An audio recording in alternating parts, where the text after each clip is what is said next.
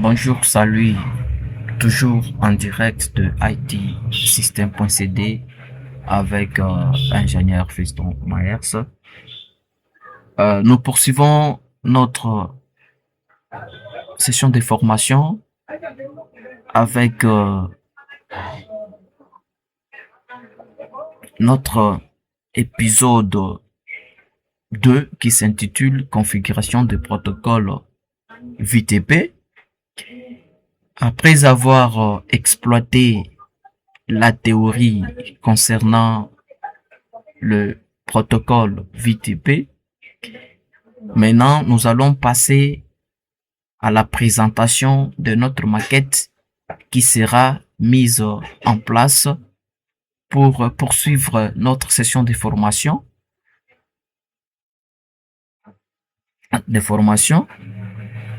Sans plus tarder, voilà notre maquette qui va nous servir de mettre en place le protocole VTP en créant de VLAN.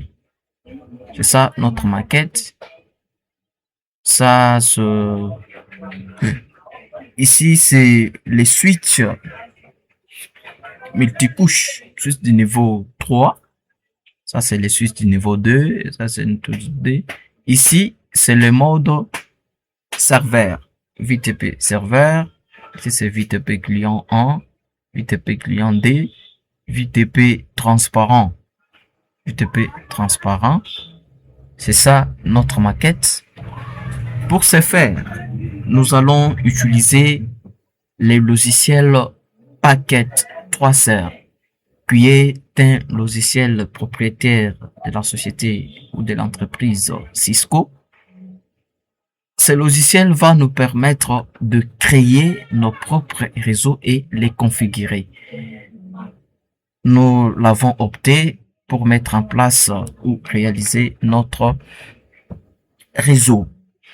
Ici, c'est les codes que nous allons utiliser pour configurer nos VLAN.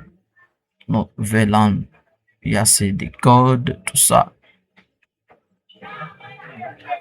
On va maintenant passer à la pratique. C'est ça. Le paquet 3R.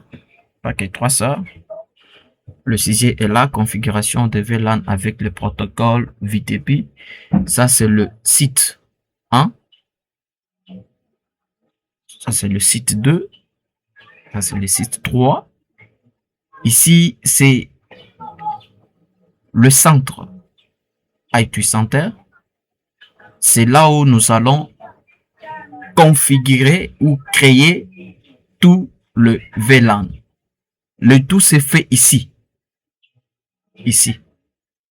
C'est le VTP serveur.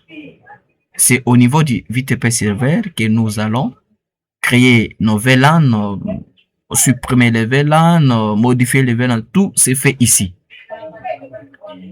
Ici, c'est le premier site où il y a le VTP client 1.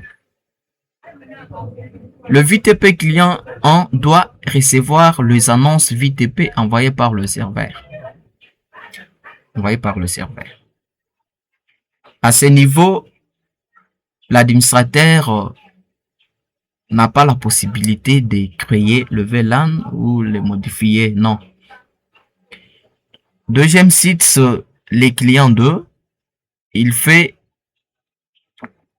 ici pour qu'il reçoive